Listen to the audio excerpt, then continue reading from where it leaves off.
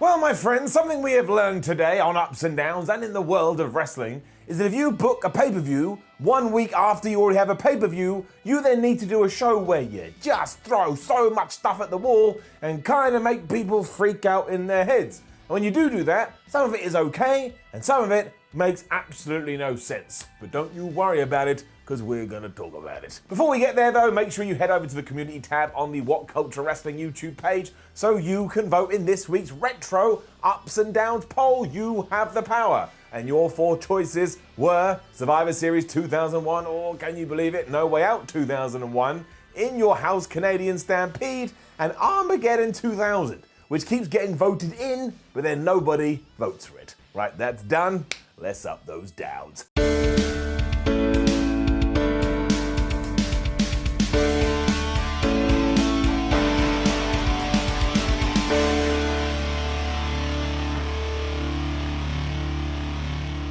Thank you to Drew McIntyre for making me laugh within seconds of Raw kicking off this week. Because after he had made his way to the ring, because of course he is the WWE Champion, and that's just what happens on Monday nights, he told all of the digital faces in the Thunderdome to give him a thumbs up. Then around about 42 years later, they all gave him a thumbs up because there's obviously a delay. I chuckled my ass off because I am an idiot. He was just mega happy that he had beaten Randy Orton at SummerSlam because Randy Orton is a goon and this is what goons get. Surprise out of nowhere backslides. I'm kidding. It was a very good match. However, this was the equivalent of, like, you know when you're out and a wasp is going bzz, bzz, bzz, and you flick the wasp and the wasp goes, ha ha, you flick me, and it takes its stinger and rams it right into your cheek and you're like, ah, my cheek. Well, that's what Orton did here. He heard everything Drew McIntyre was saying and he got his own stinger and he went absolutely crazy. He appeared from nowhere and wrecked McIntyre like somebody backstage had told him Drew McIntyre is responsible for all the bad in the world. So losing your hair, queues at the post office, when you step in a puddle, this was all Mr. Claymore's fault and the Viper had enough of it. Usually in these situations too, McIntyre finds a way to hold his own, but that was not the case. That was not the case. I mean, they went into the gorilla position or backstage and Randy threw him into a wall, he raked at his eye, and then he not only punted him once, but he punted him twice. That is like casting a serious summoning spell in Final Fantasy. Like, you may have weakened your own character, but you have also majorly weakened your enemy. And after this, everyone was like, Drew, are you okay? And he was like, yeah, I'm really fine. Nothing's wrong with me. Like a drunk guy that had just been knocked loopy. And for some reason, they kind of believed him. If your nan fell down the stairs, you're like, Nan, are you okay? And she went, yes, I'm absolutely fine. You're like, Nan, you're not fine. You're broken, you're brittle. We're going to the hospital. And yet these just morons allowed McIntyre to carry on, and it was gonna bite him bad later on. So it means throughout this whole show, Drew was my new grandmother, and nobody has actually ever said that sentence since this world came into existence. But I enjoy this program very muchly, and we are not done at all. We do have to address some of the issues with the Thunderdome though, and I'm happy still to give WWE the benefit of the doubt. But we've now had 3, and while the audio gets louder, the reactions seem to just not relate to what you're seeing in the ring at all. And not only did it really make the Drew McIntyre promo distracting, but throughout the night was just, why are they booing when there's a good guy here, and now they're clapping but nothing's going on? That needs to be fixed. It just does. The truth is the truth. I get it's going to take some time, but still, as a fan, just getting it down. Again, if you came up to me and said, Simon, how was your day? And I went, potato, you wouldn't stand for it, and it's the same here. Nia Jax was then back, and even though she's meant to be suspended, she just went, oh, haven't you heard? I apologized to Pat Buck, so all of a sudden, I'm allowed back in the company.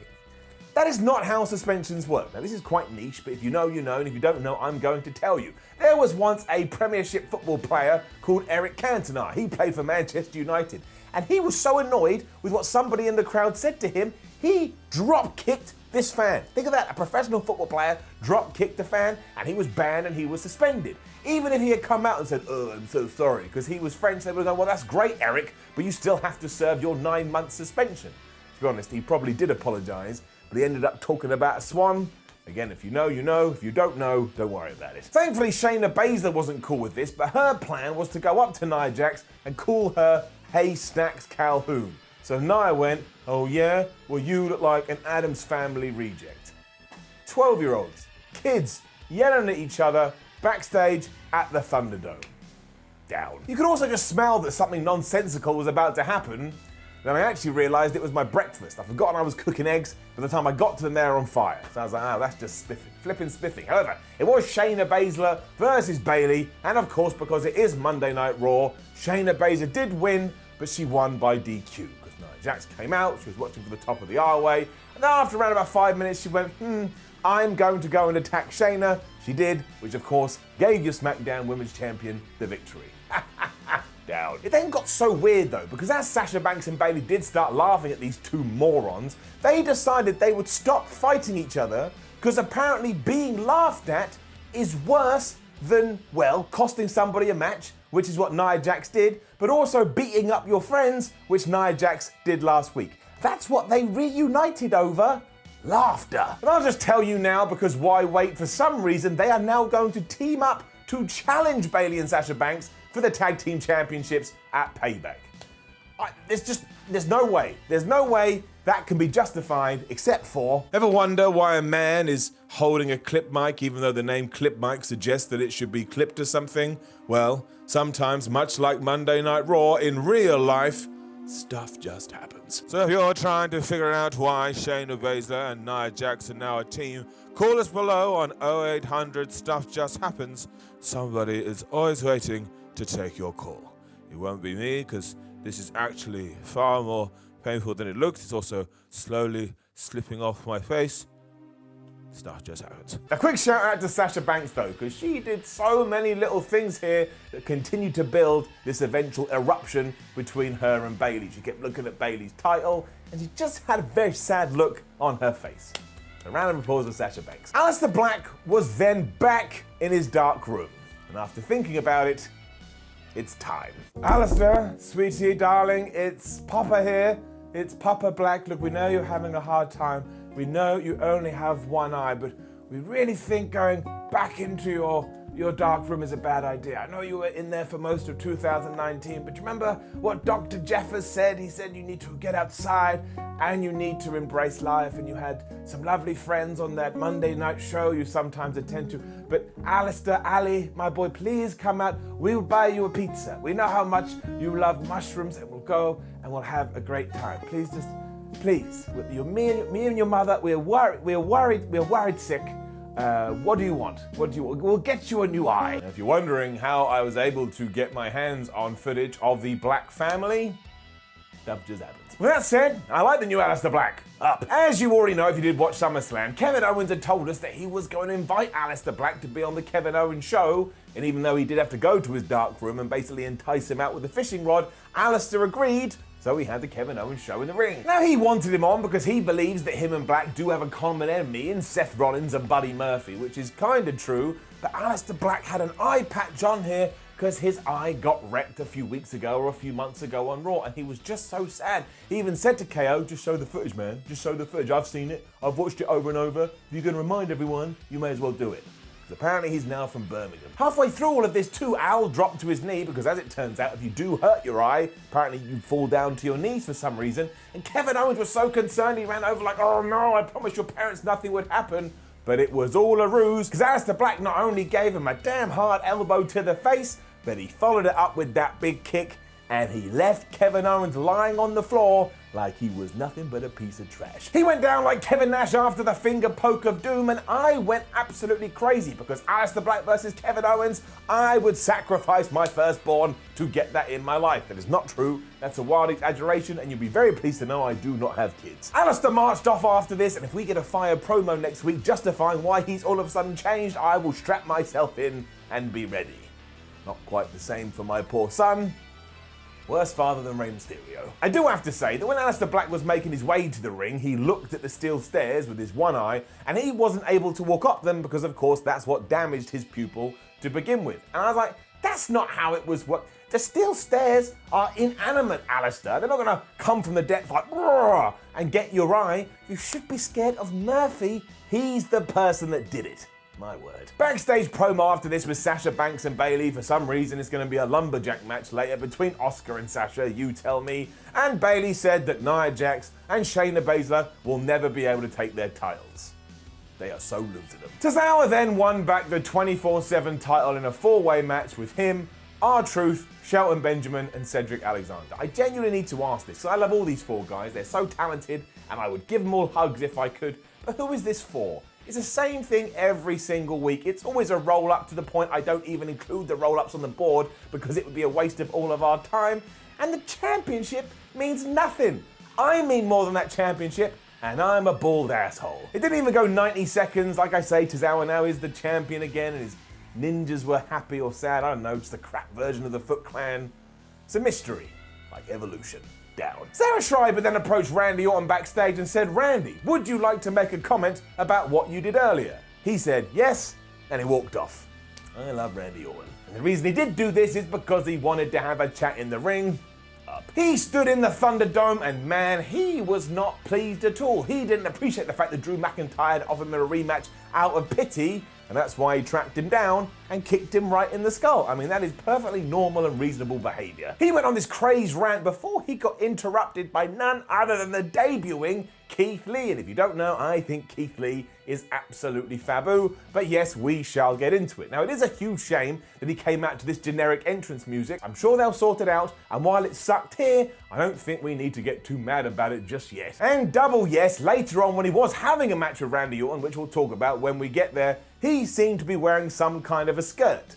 But I will say that's what gladiators used to wear. I'm not joking around, it was. And while I would have preferred it if we had the old Keith Lee, again, it really didn't bother me as much as it did other people. You're allowed to be bothered by it, but you want my opinion, so I'm giving it to you. For me, the fact he was arriving on the scene and challenging Randy Orton was a far bigger deal. And he even said, "I want you in a match later." And while Randy Orton skulked off at first, it did go down in about an hour or so. And I don't know about you, but as a fan of Keith Lee, I was really excited about it. Didn't know what they were going to do, but I was in. We are not done though, like I say, so it's to be continued. And we just got madness with Zelina Vega and Angel Garza. I mean, for one, Vega was like, "Well, I didn't poison anyone, so I don't know what you're talking about." But then Angel was all like, "Hey man, who cares? We all poison someone every now and then. Let's just roll with it." No, we don't, Mr. Garza. Poisoning is not just like pop into the shops. Demi Burnett was here too, who is this girl from The Bachelor that keeps turning up to Raw, and I don't know why. And of course, Angel here was not only trying to woo her, but he was also trying to woo Charlie Caruso, but Charlie was having none of it. I was like, damn right, Charles, you ignore this man. He is not good for you. He is not good for anyone. It was then Montez Ford versus the man who rips his pants off, and it's just bizarre. It's so bizarre. Once again, red cups fell from the sky. Don't know why we have to keep doing that, but whatever. And halfway through, Demi Burnett from The Bachelor, who was at ringside, decided she wanted to leave with Ivar from the Viking Raiders because he brought her a turkey leg. I should never have to say these words. They are not words that should come out of my mouth, and now I've said it. Eventually, Montez hit his incredible frog splash for the win. He beat Angel Garza. 1, 2, 3. Why we've gone back to that feud, I don't know. And also, as a quick side note, nobody else in WWE, especially on Raw, should be doing frog splashes right now when Montez Ford is doing that. It is ridiculous, but still, all of this, oh my word, down. Nia Jax and Shayna were then arguing and pushing each other backstage, but still decided they would go and have a tag title match. I don't know what to tell you. I really don't. It was strange, it was weird, and it was like this. See that? What I wanted to do was connect my hands, but I missed entirely. I thought it was important that we did have some kind of reasoning so we could all calm down. So I went and found it. It was me, the wizard in the sky, who is always on hand to make sense of bizarre things happening in WWE. But look, we needed more women on the show, so I thought, well, Nia Jax, she's been suspended, well, we'll just bring her back, wallaka-bam. And then I thought, Shayna Basler, I know she's like a warrior MMA person, but wouldn't it be funnier if she was in like some kind of buddy comedy with somebody she doesn't like? So I went hullabaloo, and I made it happen. I mean, who doesn't want to see Shayna Basler and Nia Jax team? Think of all the shenanigans they'll get up to. Be like, oh, I hate you, Shayna. Oh, I hate you, Nia. But now we're the tag team champions, and the credits can roll. What's that? Oh, apparently it's not a movie. Apparently it's wrestling. Who cares? Wizard in the sky. Then it was the Iconics and Zelina Vega taking on Ruby Riott, Liv Morgan, and Bianca Belair. All of this felt like it had been made in a random generator machine. And they just picked things out and pushed it together. And it was all right because Bianca Belair won after the KOD on Zelina Vega, and I think Bianca Belair is great.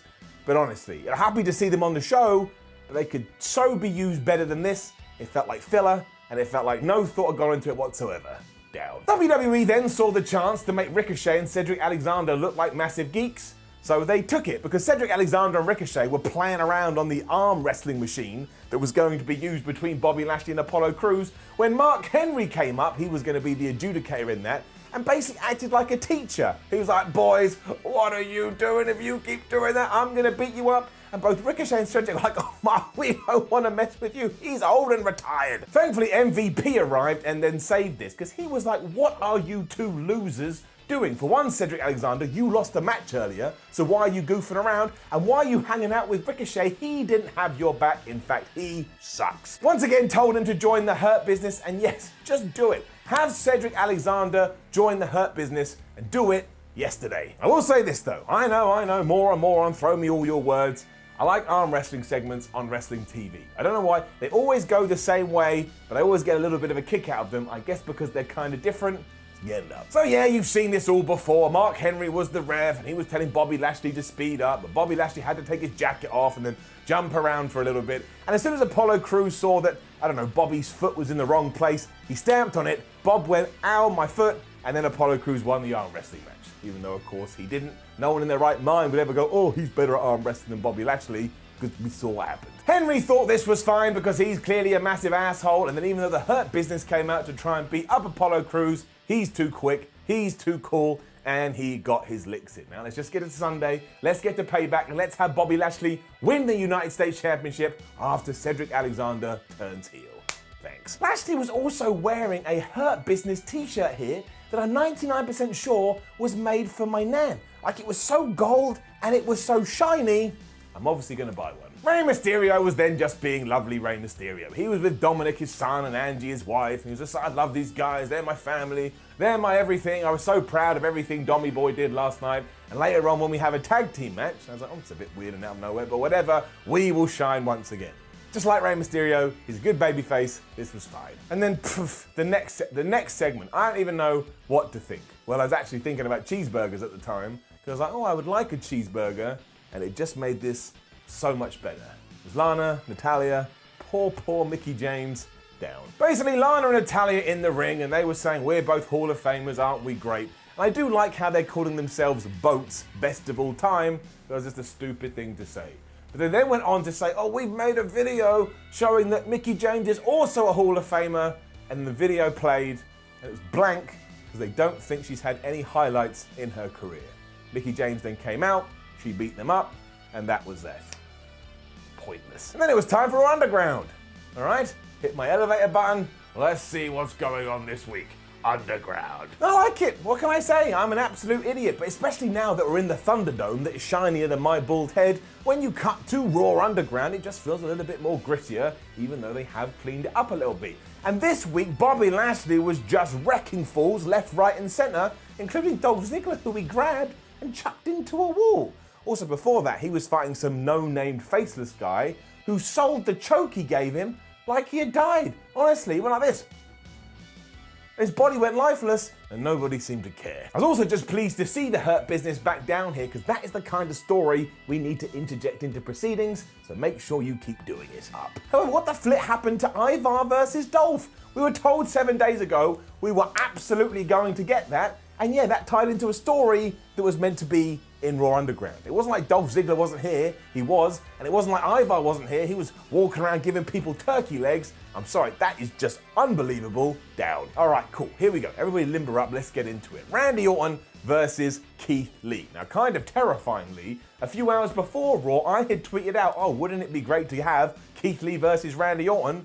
And the powers that be gave it to me, so I was a very happy man. I also knew it wasn't going to have a finish because it is WWE Raw, and that's just what WWE does. See what they've done to my brain? Ruined. All of this did mean it was going to be about the execution, and if you've never watched NXT, and I know, can't believe it, but some people haven't, this was only your second or third taste of Keith Lee, and here, right off the bat, he was presented as Randy Orton's equal. You can't forget that. He was chucking him around, he did a leapfrog, and Randy Orton was like, how did he do that? I can't believe it. And also, he's technically in the title picture, kinda. You could make an argument for it. I mean, what would you rather do? What would you rather do? Would you rather he came up and had to go through Dolph Ziggler, which was the way for like 782 years? No, this was much better. And sure, I wasn't overly joyous when Randy Orton had the upper hand and looked like he was about to beat Keith Lee with the RKO, when Drew McIntyre appeared from nowhere and started to attack Randy Orton to cause the disqualification. I could have done without that. But look, if we have a big narrative between the WWE Champion and his challenger,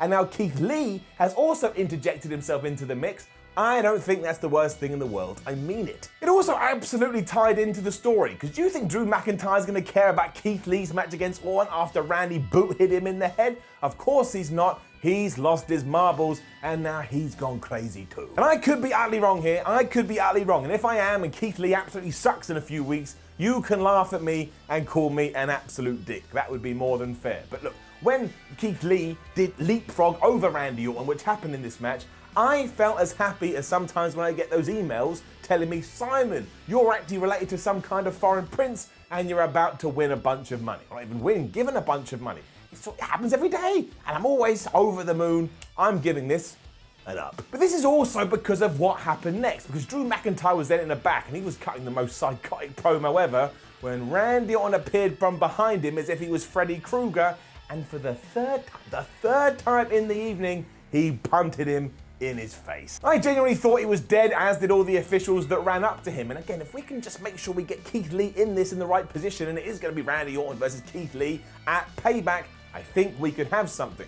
This was also communicated to us that Drew McIntyre's career may be over because his skull has been fractured and we saw him being taken away in a local medical facility wagon. Once again, though, there's just way too many segments on Raw these days, so we got to speed up. So it was a Lumberjack match for the Raw Women's title between Sasha Banks and Asuka, and it was fine. The reason they did this is because, of course, Bayley was able to get involved and beat Asuka up a little bit, and it wasn't a DQ, but ultimately she picked up a chair, she screwed up. That surprised Sasha Banks. It's like, oh no, a chair. Asuka locked in the Asuka lock. Sasha Banks tapped out. She's really devastated. Bayley's secret like, hee hee hee, I'm still the champion up. This is also where we did see Drew getting carted away, and I was a bit like, should have got some tips from Shawn Michaels. It didn't hurt him at all. And Keith Lee did a promo saying, oh, he's my friend, Randy Orton, I'm gonna kick your ass on Sunday. I have no idea what they're gonna do, but I will say this, Keith Lee absolutely better kick his ass. Back to Raw Underground 2, where I actually think Bobby Lashley murdered Cedric Alexander. I mean, he got absolutely waylaid.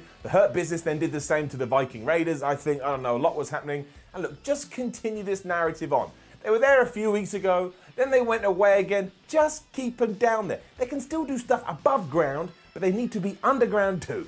Like the Teenage Mutant Ninja Turtles. I swear, if this does stop again, I'll post an angry tweet. And then it was our main event, thank goodness. We've just gone segment crazy on Raw. We need to calm it down. But it was Seth Rollins and Murphy taking on Dominic and Rey Mysterio.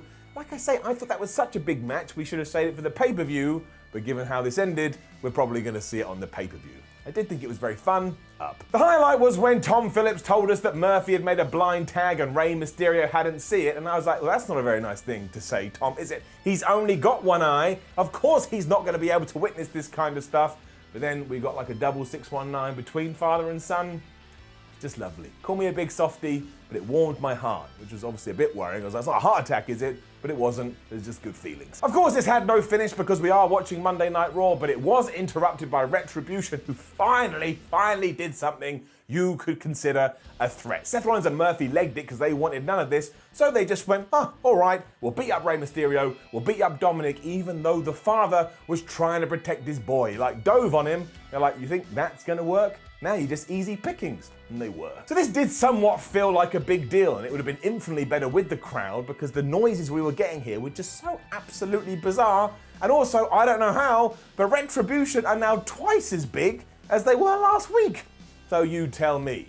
Also, we do need to look at the Raw and SmackDown locker rooms. If anyone does anything on Friday nights, everybody comes out. But on Raw, you can beat up a family, and they're like, well, good thing I'm not out there, those morons. I do think the time has come to just reveal these dudes, let us know what they actually want, and have them take over Raw for a little bit. But so far, given everything else we've seen, at least here, I was a bit like, ooh, scary.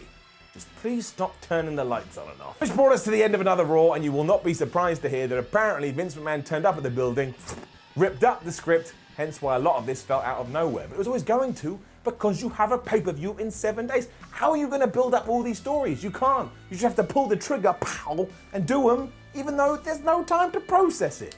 Because of that, it's got to get it down, but I stand by it. I like Keith Lee, I like Drew McIntyre, I like Randy Orton, and I think Retribution were better presented this week. We're not entirely there, but we're headed in the right direction.